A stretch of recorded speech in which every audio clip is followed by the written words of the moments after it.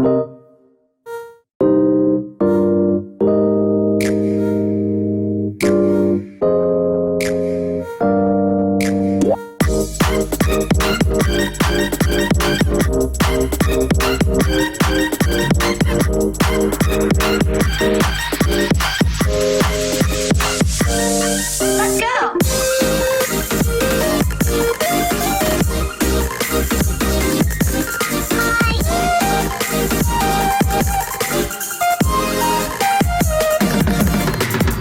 Round one.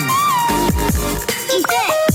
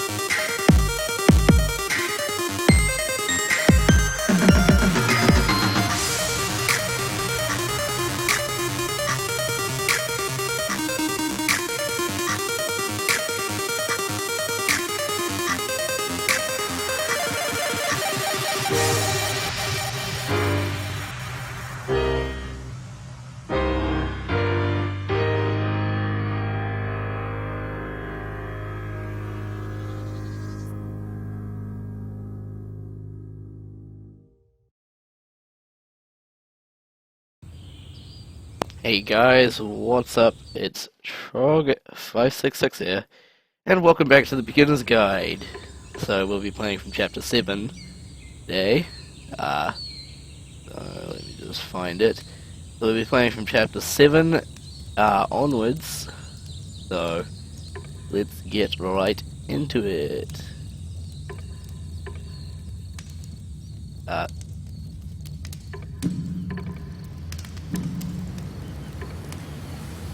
Chapter select.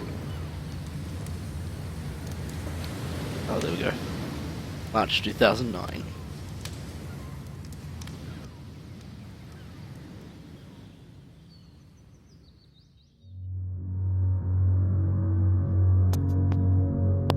Yep, so here we go. Down into the depths. Let's talk about video game development for a second. Just give me a second, I just need to check some audio stuff. There we go, cool. Okay, here we go, continue. Every video game runs on what's called an engine, which determines what the game can and cannot do. So in other words, the engine is a set of tools for game development.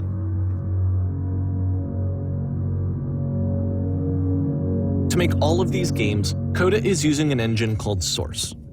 Like all engines, Source has certain things that it does well, and it has certain things that it does poorly. One of the things that it does very well is boxy linear corridors.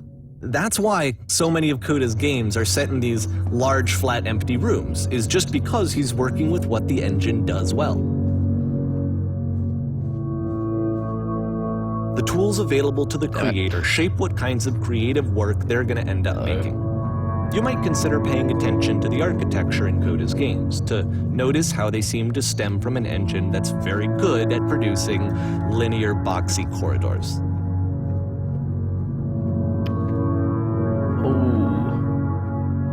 Oh god. Oh god.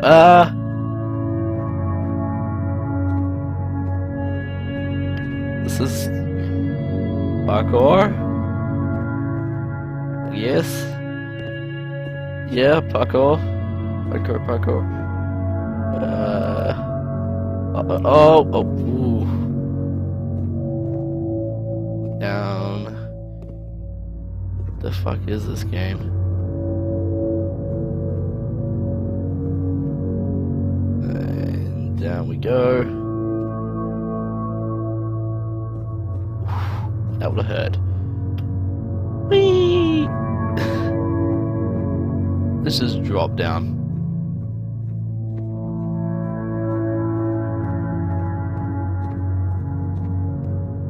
Great and lovely descent. Uh-oh. Oh no.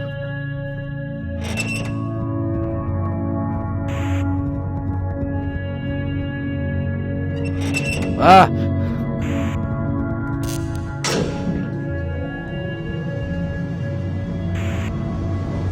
Oh yeah, you may have noticed that my videos have a little bit better quality. Prison, funny enough, in Coda's original design, the doors stayed shut for a full hour before letting you go. If you don't mind, I think we're gonna skip that. Yeah, so my videos are a little bit quality because I fixed things that were happening with OBS. So I've got yeah. This is something that he and I used to argue about a lot. You know, whether a game ought to actually be playable, whether it means anything if no one can get through it. And I would always defend that, you know, all this work goes into the game, why not make it playable and accessible? And so we just got into heated arguments over it, and there was one time that after one of these conversations, he went home, and a day or two later, he sent me a zip file entitled Playable Games that was full of hundreds of individual games, each of which was just an empty box that you walked around in and nothing else. Believe me, I played every single one of those just to find out if there was like a gag hidden somewhere. There wasn't. Oh god.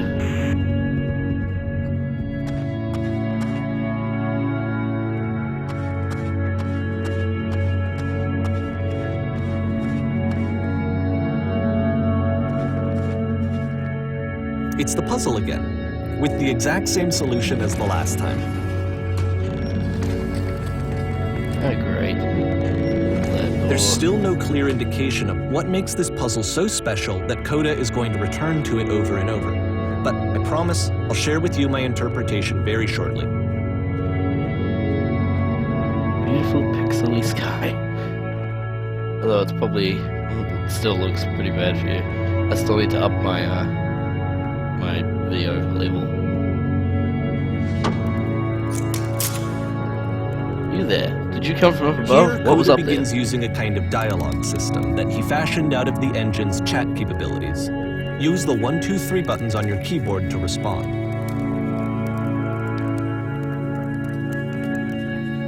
Yes, there were these sort of floating colored blocks. That's the world above. You've been there? Now this is the point. Did you get through the puzzle with the 2 doors and switches? Better not to tell you. What? You don't understand we're trapped here. That puzzle was only thinking to get through it.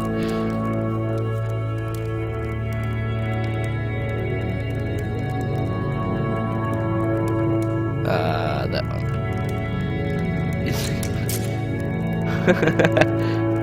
I understand. It's the most important thing in the world. We have to escape this prison. There must be an ending. I promise you there is nothing I want more. Okay.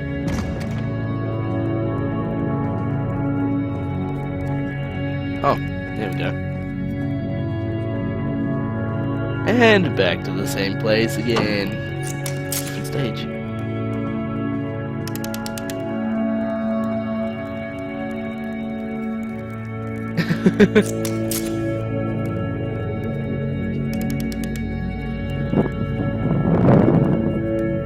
Who are you?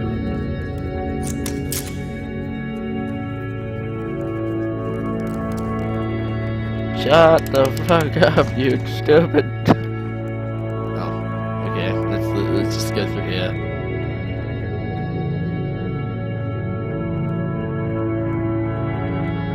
And so we make one last descent down to the final floor of the level.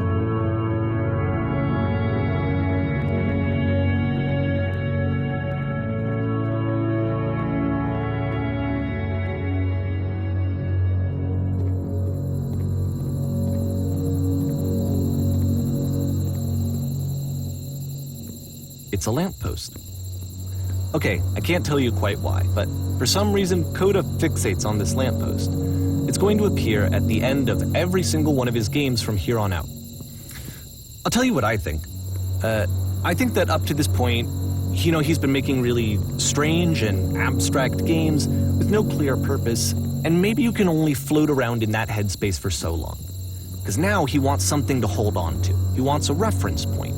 He wants the work to be leading to something. He wants a destination, which is what this lamppost is. It's a destination. We're going to see it in the work as well. His games are just going to become a lot more cohesive, a lot more fully developed, with more of a clear idea behind them. And as we go, that idea will get clearer and clearer and clearer. Alright, well, we're here.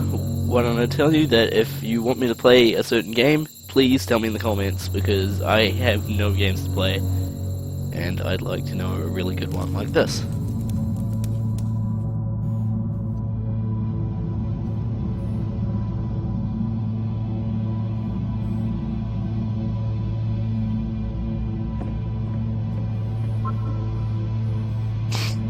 Nice room, nut. So first off, I'm sure you can deduce this, but this game is not connected to the internet. All of the notes that you're going to see have been written by Coda. This was actually the first game of his that I ever played. This was shortly after I met him at a weekend game jam in Sacramento, where I grew up.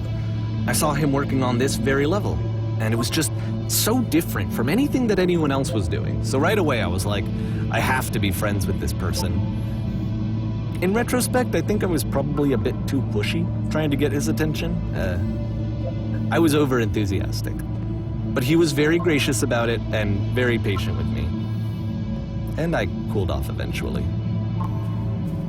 Oh, feel free to skip over any of these notes if they're not doing anything for you. Nothing extra is going to happen if you read all of them. Either way, to me they convey a sense of loneliness. I see this person who's filled with thoughts and feelings and beliefs and has no way to express them except as scattered and unheard voices in a game that wasn't meant to be played.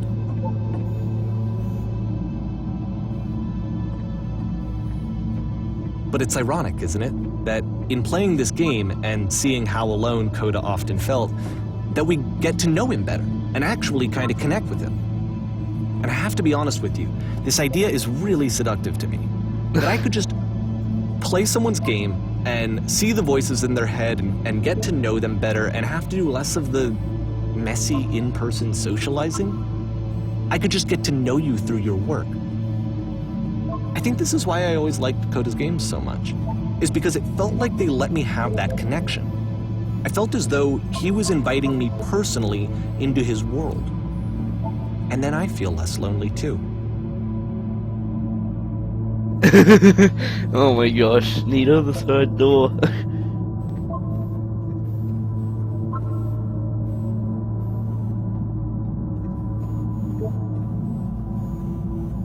New room.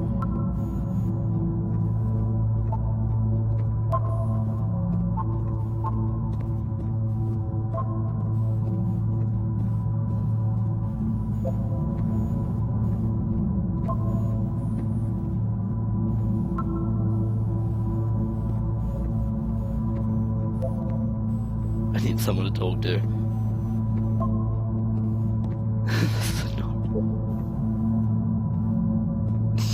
Okay then.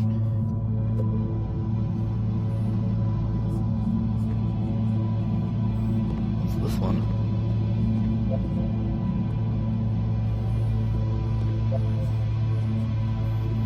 Ethical.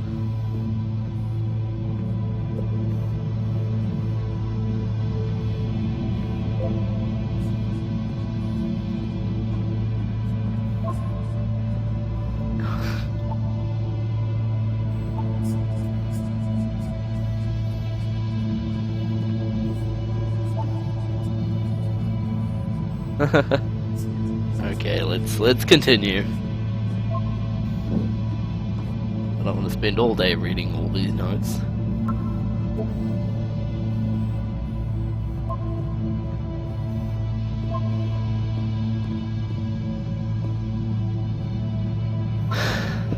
At the end of this level, we're going to see the puzzle again. And here, I'll tell you what I think the puzzle means. Each of these games represents an idea that was on Coda's mind at the time that he was making it. And the puzzle is a way of closing the door on a previous chapter of his life before moving on to the next one. In each of his games, after exploring a theme that, he might find difficult, Coda can then place this puzzle that he knows has a reliable solution, he understands exactly how it works, and so it gives him a simple mechanism for moving on.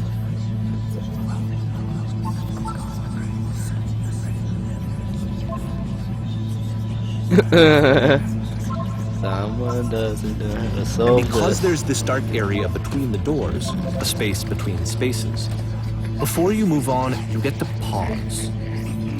Just for a moment, a few seconds to reflect on and let go of the events that led you here. To step back and connect the pieces together. To grasp at that elusive bigger picture. Uh-oh.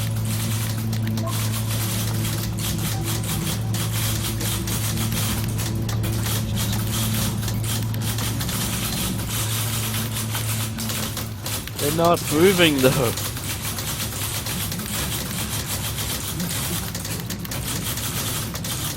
I'm speaking!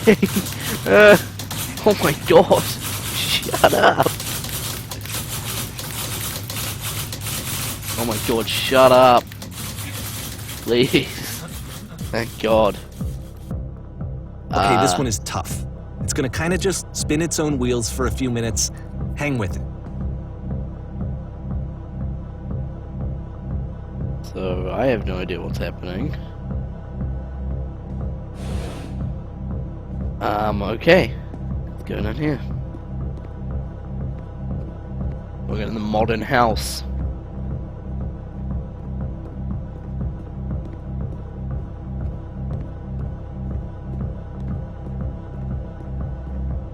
And out into the... That's the well. See, this is it. The whole game. And there's nothing that's particularly interesting about it. You just walk to the end of a hallway. Except, for some reason, Coda gets really fixated on this prison that has all of this modern furniture. And I don't know why, but he decides he needs to revisit this prison.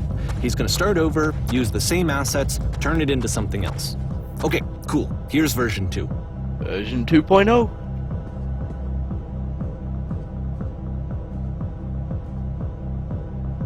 What furniture ought to go in the center of the room? Put a giant hole in the ground. That's not a hole.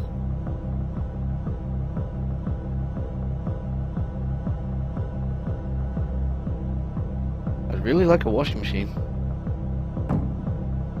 No, those are couches!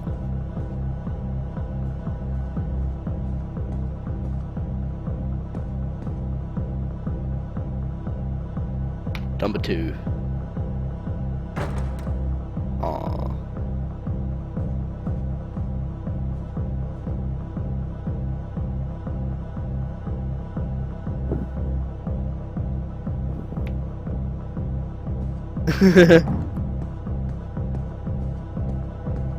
Whoa. There's a bit more to this one, but still it's not really communicating anything. It's kind of just weird for weirdness' sake.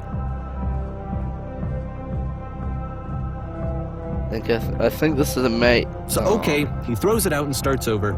This time he comes at the prison idea from a different direction. Okay.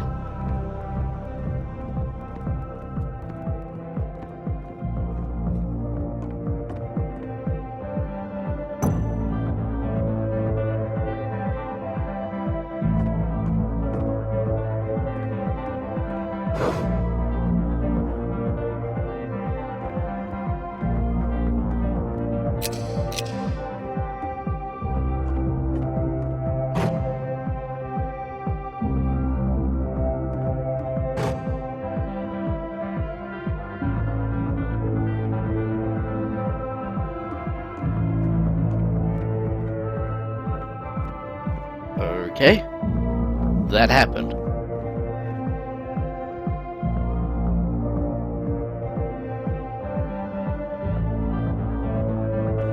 And of course, now the table is gone and you can't begin the chain of events to escape. Here's a version where there are no bars, but you can't actually get to the well. And then a version where the inside of the prison is the outside and the outside is the inside. Let me just blink you real quick through a few more of these. I mean, he really unloaded on this prison idea. There's nearly a dozen. Personally, I think it's awful to watch this, to see a person basically unraveling through their work. And for what? Like, at what point do you just go, maybe Clicking there are everything. game ideas other than this prison that I could be working on? But Coda doesn't have that voice telling you to stop, that particular mechanism of defense against yourself. Without it, you just spiral. And so he keeps going and going and going and going and going, and then he hits on something. Uh-oh. And he likes it. And that's it. He's done. He stops making prisons. This is the very last version of the prison game that he created. And the reason I think it works is that the prison is not actually in it. It's not a prison game if the prison's not in it.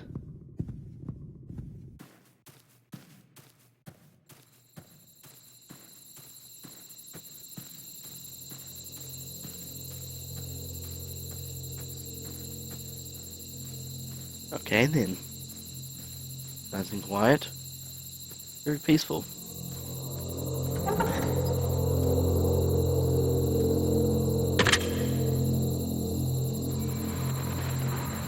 Hi.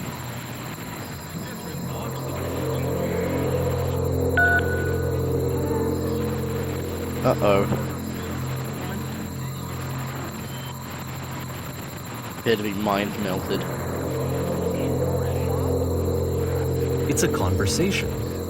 And so this is what Coda wants, is to be able to talk to someone, to share what's on his mind, and to get some good advice from someone who knows. But the irony is that even in this scenario, you're still talking to yourself. You know, all of these games so far are Coda talking to himself.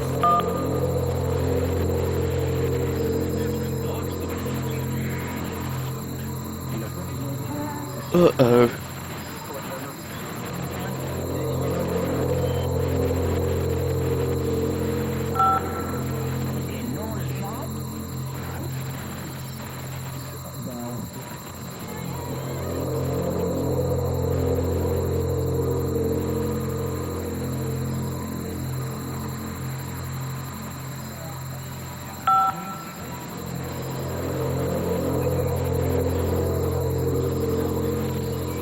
Nope.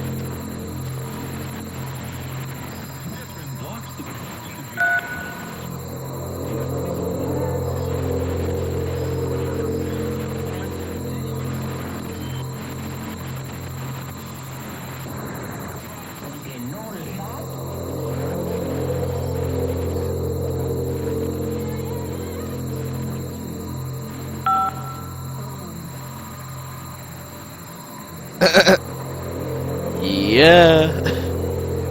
Yeah, totally.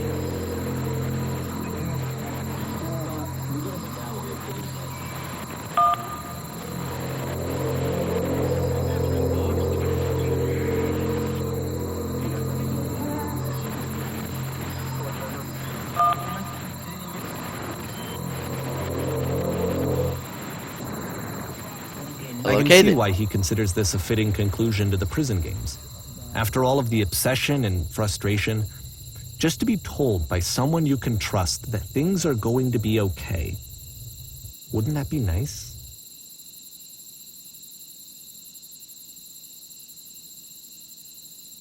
Well, August So 2009. what would it look like if Coda wanted to make a game about talking to someone other than himself? Let's do this. I believe this game was in the trailer. To me, this environment is meant to represent Coda's puzzle, with the two doors on either side and a dark transitional space between.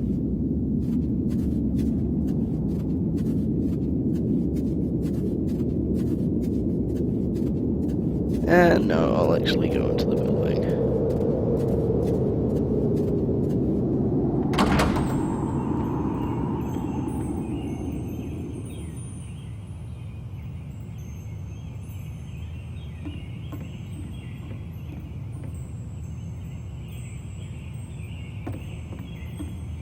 You'll notice that the quality of the art is a step up from previous games, including this new and improved chat system, which he started using from this point on. From here on out, he begins putting much more effort into the visual polish of his work, and this particular game took 2 months to create as a result.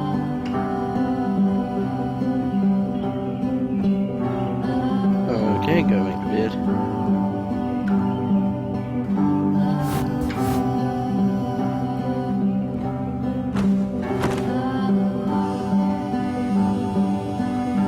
Do you enjoy being a house?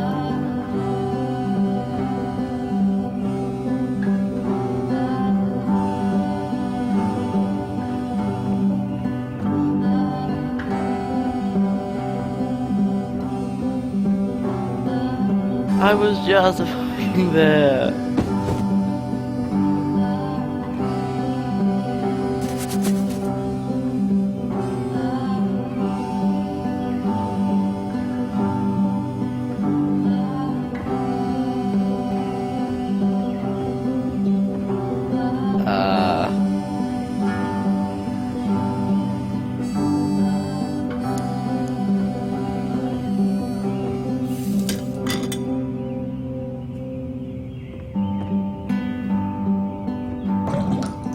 Go.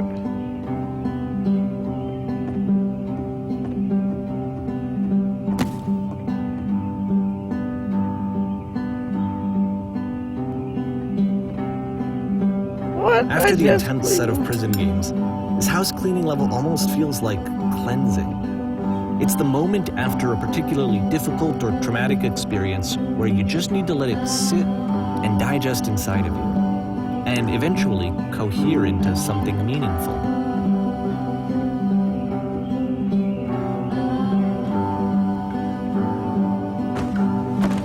I know that Coda really liked this game.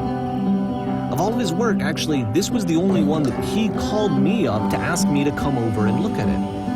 This was during a period of a few months where he was like grossly happy all the time, just walked around with a constant smile on his face. Okay.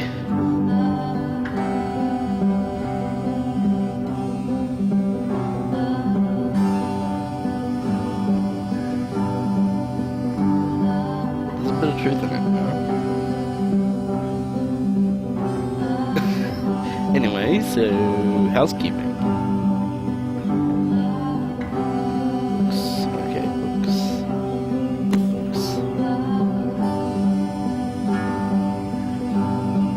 I'm glad he made this. I'm glad he found some peace.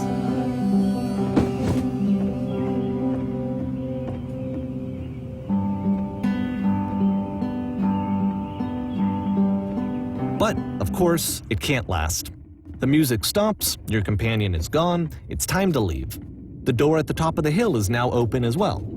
Again, you can't stay in the dark space for too long. You just can't. You have to keep moving. It's how you stay alive. Good point. And the end of the game. Which is the whole point of the puzzle doors, right? That sooner or later you have to pick up and move.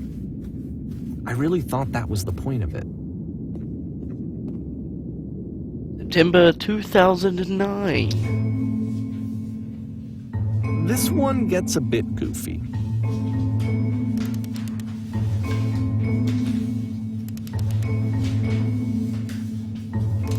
I came here because I have to. Was it? No. No, I didn't. I didn't come here to be perfect. Why is my tray not out? What the hell?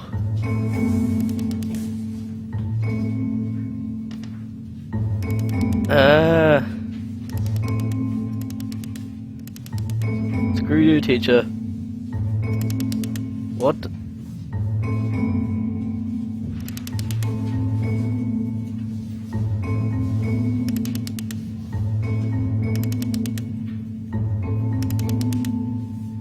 About halfway through the game, the perspective shifts. Yay!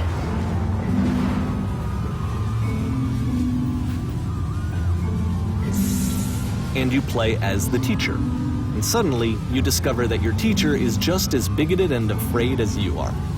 Oh, and also you can move around the classroom now.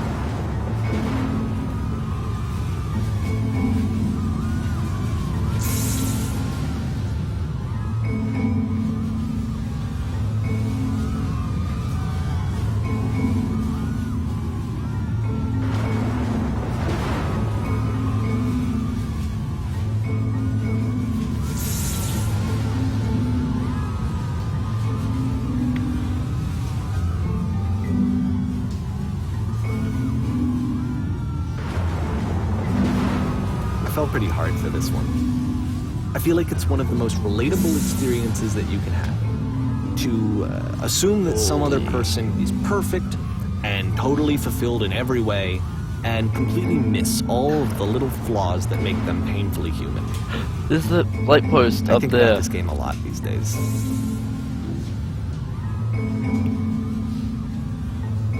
January 2010. Chapter are we on? We're on chapter 12. Okay. This one took a lot longer than all the others for Coda to make. It was 4 months between this and the last one. That's twice as long as it took him to make any other game before this, and it's not like it's particularly complex, so I remember I found that a little strange at the time. It does actually look bloody cool though. The reflections in the box. High definition textures. The wall. It just looks cool. Whoa. This would take long to create.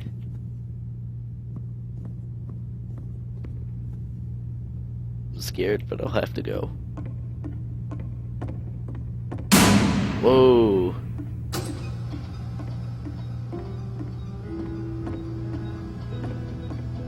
Okay.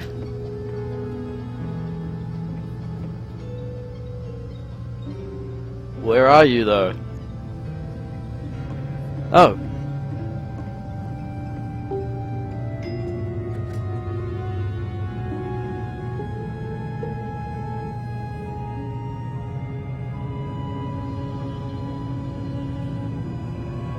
Okay.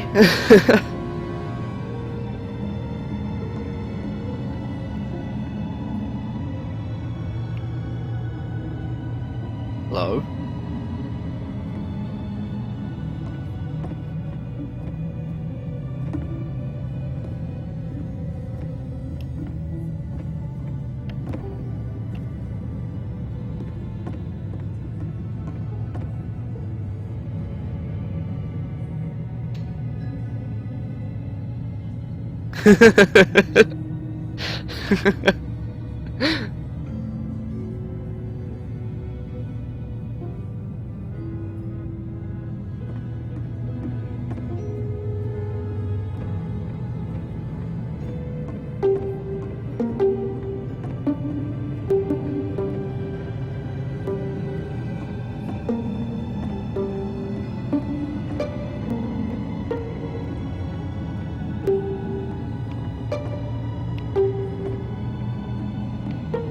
Two.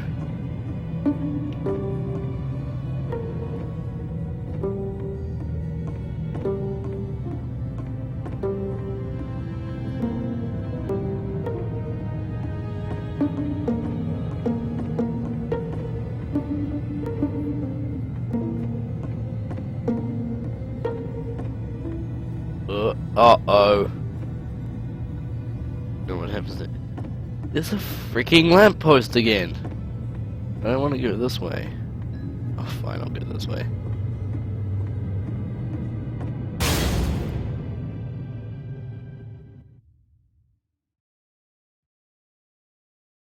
Okay.